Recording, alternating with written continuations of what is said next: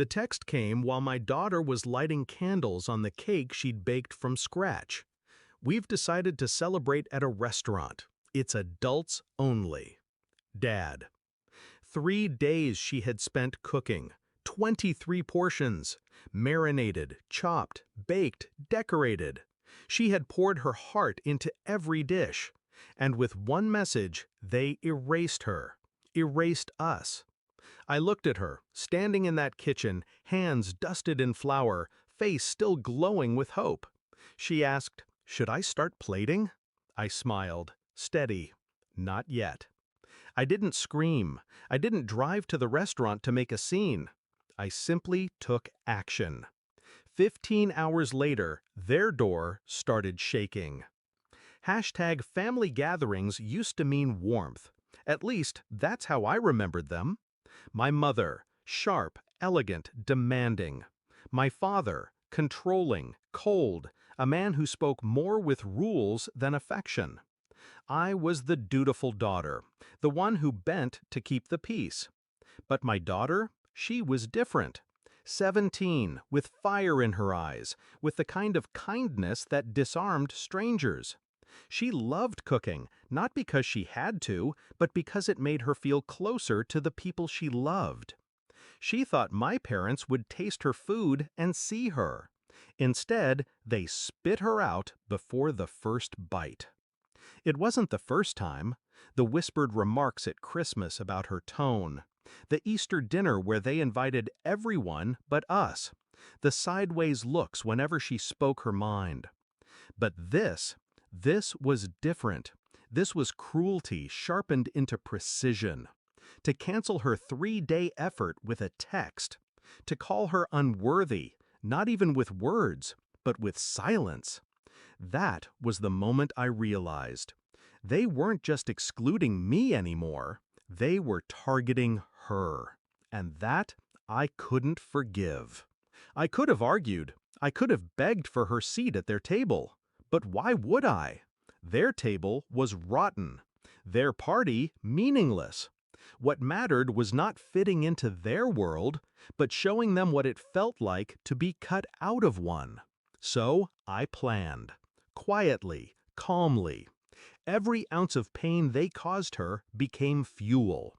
Every slight became strategy.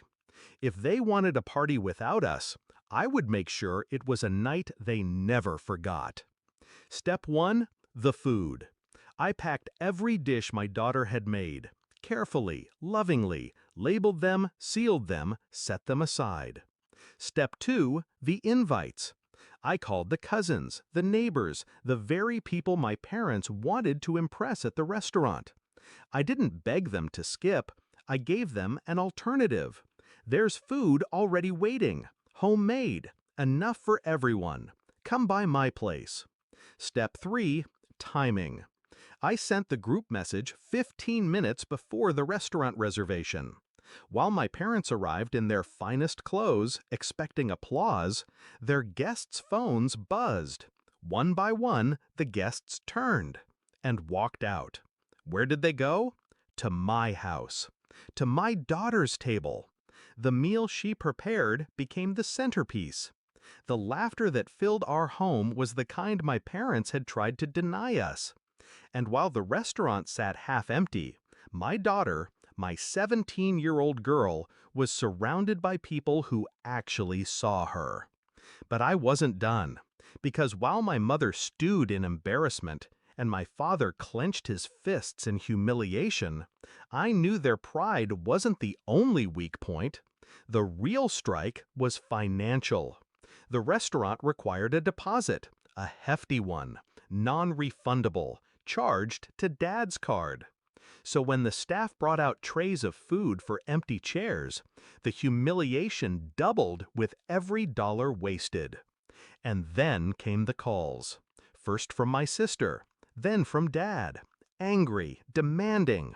I let them ring. Until I didn't. When I finally picked up, Dad's voice was trembling with rage. "What the hell did you do?" I kept my voice calm.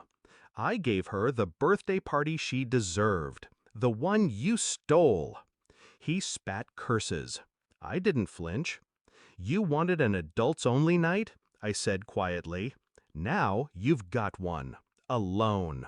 And I hung up. 15 hours later, their door shook.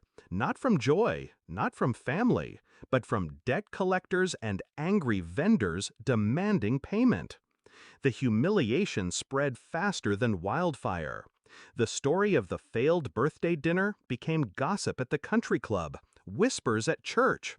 My parents, so obsessed with appearances, were stripped bare. Their empire of pride toppled. And my daughter? She stood taller. That night she looked at me and said, "They didn't want me there." I held her hand, steady. They didn't deserve you there. For the first time in years, I didn't feel like the child begging for a place at their table. I felt like the woman who built her own. They had erased her effort with a text. I erased their illusion with silence. And as I watched her smile, surrounded by the family we chose, one truth cut sharp and clean.